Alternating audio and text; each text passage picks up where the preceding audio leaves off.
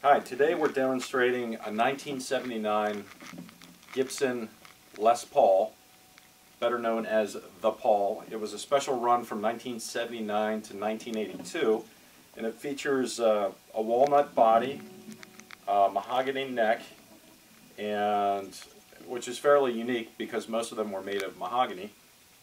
And it's got an ebony fretboard to give it a little brightness and a little versatility. And it was call it the budget model Les Paul, but it's now a vintage instrument. It sounds great, it's easy to play, and it's a good solid instrument that will hold its value over time. It has held its value over time, and is a really good value compared to the rest of the Les Pauls and lots of other guitars available today. So It's heavy.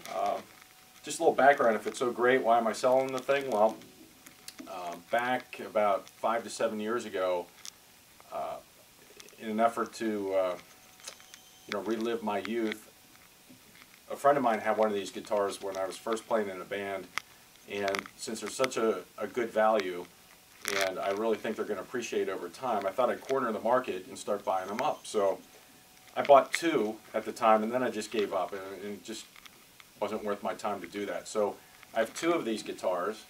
One is my son's, and he'll use that one, and I'm in the process of putting this one on the market. I think you'll like it. So the other important thing, if you're a beginner or you're just starting out, as important as it is to get a good quality guitar, you also, the number two thing, I guess, is always try and play in tune. Now, how do you make sure that you're in tune when you're playing? Well, you can buy a little pedal tuner. You can train your ear. There are all sorts of tools available to help you keep the guitar in tune. But I also thought I'd bring into the mix here this amplifier, because playing in tune and having a good amplifier is really important. I mean, you got a good guitar, and that's a good start.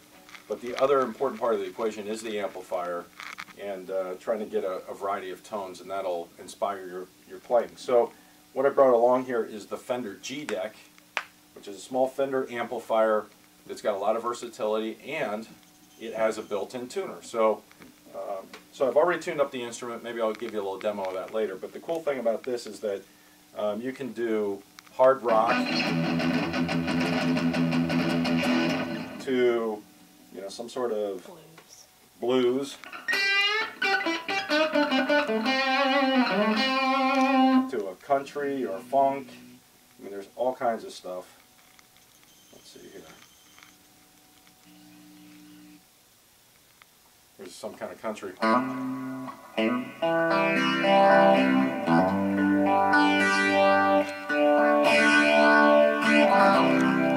Actually, that's kind of phased out, but I don't like that too much. Let's see, let's find another one here. I always like this wah leader thing, like a wah-wah sound.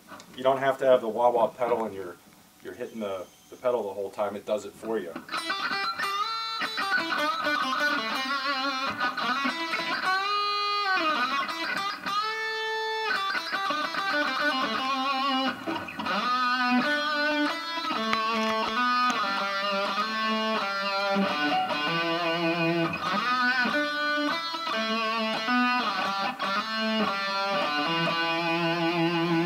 Okay, so you got a bunch of tones here. I'm not going to go through all of them.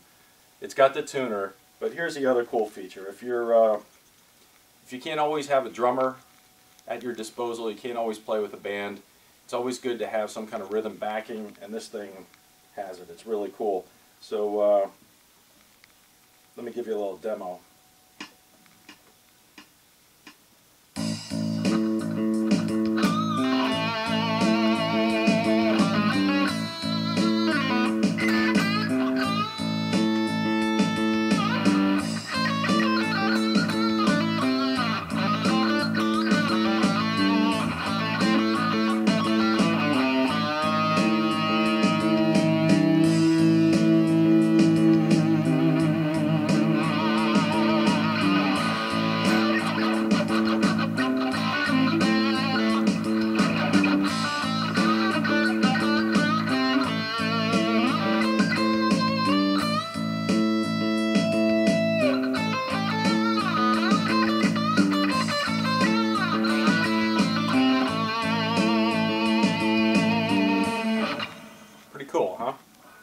And there are all kinds of different backing rhythms.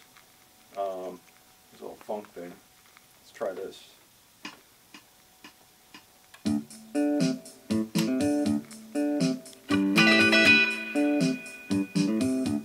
It tells you what key, so this is in the key of D. Let's get something going.